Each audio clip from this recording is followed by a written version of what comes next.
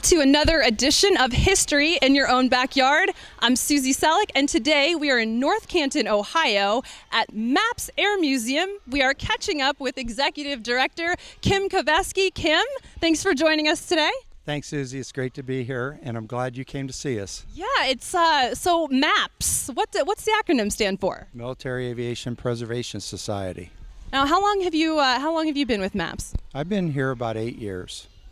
Our Organization's been here for 27 years. We started in 1990 with one airplane, and we've grown to 47 airplanes now. Yes, you have grown. Now, was that the original intent for all of this space, all this on this location? No, it kind of evolved, and that's the beauty of this whole thing. It evolved because of a bunch of guys and women love for aircraft. I expect that you're going to be able to tell us some cool stuff about the history, or at least some neat highlights about why people love to come here. Yeah, we range from a 1908 glider, the Martin glider, and it was famous for three reasons. Henry Ford came to see it, the Wright brothers came to see it, and it was the very first time that a woman ever piloted an aircraft was in that. Wait, who is the woman? Sorry. It's Mrs. Martin. The weather was a little bit too heavy for the guys to fly it, so they just went and got his wife, and she flew it about 100 times. Okay, that is seriously cool. I know that that's what you were about to say, but as a woman, I think that's super cool. Hey, honey, all of us weigh too much. Can you come fly this for us? That's exactly what happened. That's awesome. And it used to be in the Smithsonian for years and years and years, right beside the Spirit of St. Louis. But what we like to point out is that we have a glider, we have a 1916 triplane, which would be from World War I, and there was only 8 years of difference between those two aircraft. And right below the aircraft, the glider, is a B-26 Marauder. That thing was in World War II. So there's only 30 years difference between that glider and that bomber that's right below it. And then we have a F-14 Tomcat that is only 30 years from the bomber. So in 60 years, one lifetime, we've gone from a glider to a supersonic jet. It's very, very cool. And we have a lot of the airplanes. We have 47 airplanes now. 47 now. That's impressive. Do you find that when people come here for the first time, and let's say that they're not exactly airplane enthusiasts, do you find that they leave here with a new inspiration, or they want to learn even more because they've been inspired just by being here and learning about all the things that are here? Yeah, I can quote one of our history teachers. We bring a lot of high school kids here, about 3,500 high school kids, 17 schools from three different counties. And when the teachers come here, they walk in the door and they walk through the doors of the hangar. I call them magic doors, where all of a sudden everybody turns 12. And they look here and say, wow, I didn't know it was this big. And then when we go into the Gallery of Heroes, where we have about 60 displays that are world class, they say, wow, I didn't know it was this nice. And then one guy says, we got to get the kids here. The Gallery of Heroes is a fantastic place. I mean, we have everything from Rosie the Riveter. We have a piece of the USS Arizona that classifies us as a war memorial. And we talk about the Tuskegee Airmen, rationing during World War II, and a lot of heroes that are local. It's a fantastic place. So Kim, I've seen a bunch of kids walking in and their eyes are lighting up all over the place, but especially when this plane behind us comes into view. Will you tell me a little bit about the Blue Angel? Yeah, the Blue Angels are the flight demo unit that the Navy uses when they do demonstrations, and it's just the best pilots in the world. This particular one behind us is dedicated to a guy from Akron, Ohio, and he went to Firestone High School with Judy Resnick, and in 1982 he was killed in one. He was doing a maneuver, and he didn't like the way the airplane performed, and he did it again, and something broke loose, and he was killed in it. And we dedicated it to his memory with his family here, and they came from all over the world just to do that. The mission here is to educate the public on the history of aviation, its impact on man. But we have a secondary mission also, and that is to give a place for guys that are retired, that are ex-military, or just aviation enthusiasts, have a place for them to come and after they retire and maintain their skills. Oh, we have a fantastic education director. He is a retired full bird colonel, and he has his master's in education, and he was a high school principal for 15 years. So we kind of slammed dunk the education thing. We have programs for the Boy Scouts, the Cub Scouts, the Girl Scouts, grade school, grammar school. He gives a Air Academy that's a 10-week program where kids can come and learn with their guardian or their parent, and they learn together. We have camps that are here. We have a camp here today that come during the summer. We have programs for the high schools, when the U.S. history classes, they come. So Kim, you said you've got 47 planes. Can you tell me a little bit about a couple of them? Sure.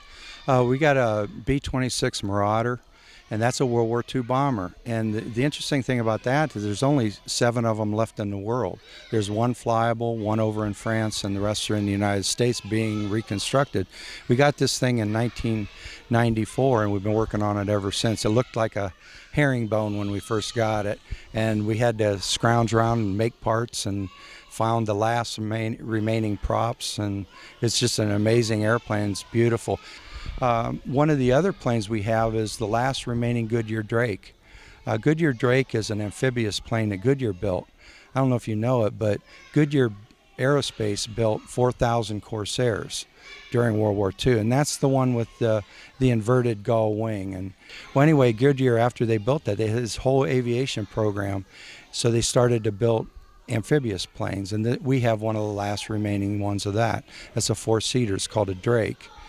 We have an F-84 that is really cool. It's a Thunderstreak, and a little bit before Korea is the age of it.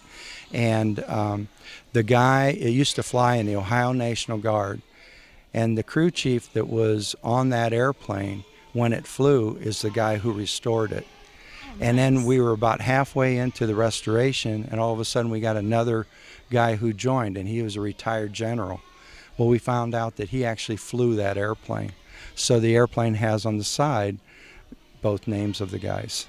Very, very cool. Now, some of these planes, it looks like people can actually go in them and check it out. Is that right? Yeah, we have a MiG-17 that we let the kids get in. We have a couple helicopters, a Kiowa and a Cobra, that we let people get in. And we're trying to get more and more access to people, because we know that when kids touch it and feel it and smell it and see the size of it, it makes a significant impact on them. Oh, yeah. Versus just being able to walk up and look at it. It doesn't hold their attention. So that would lead me into another question. There are a lot of planes. I mean, 1 to 47 now. What's the future look like? Are you gonna keep acquiring planes, and if so, are you gonna need to make additional housing for them, and where you can work on things like restoring and displaying? Well, we're expanding right now. We just put an elevator in. This used to be an Ohio National Guard hangar, okay, and so it has a barracks upstairs, and we're not allowed to go there because we didn't have access for the public. We put in an elevator, and we're within the next couple weeks we're going to open another room.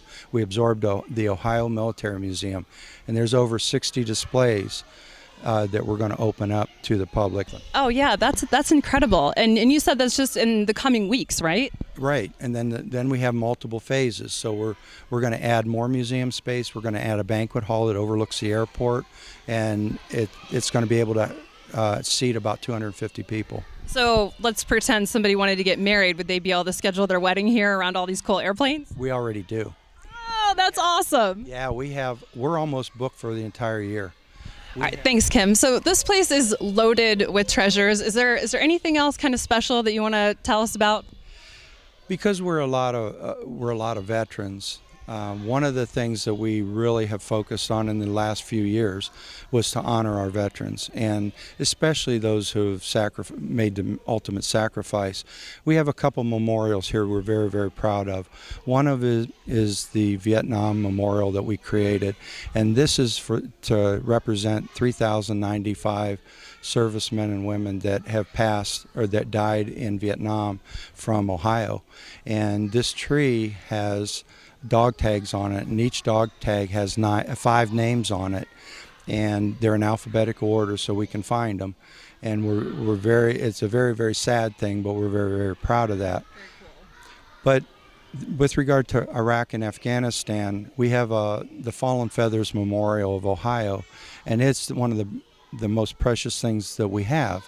And what it is when you look at this, the frame is made out of buckeye wood, the eagle is made out of buckeye wood. We have a feather that was hand carved by an Ohio carver on Ohio wood for every individual we lost in Afghanistan and Iraq. Honestly, that when we were going through that earlier, that display is completely breathtaking, and it's unbelievable. I love that everything on it is all Ohio. This has been another edition of History in Your Own Backyard. We've been hanging out here in North Canton, Ohio at the MAPS Air Museum. Remember, travel slowly and stop often.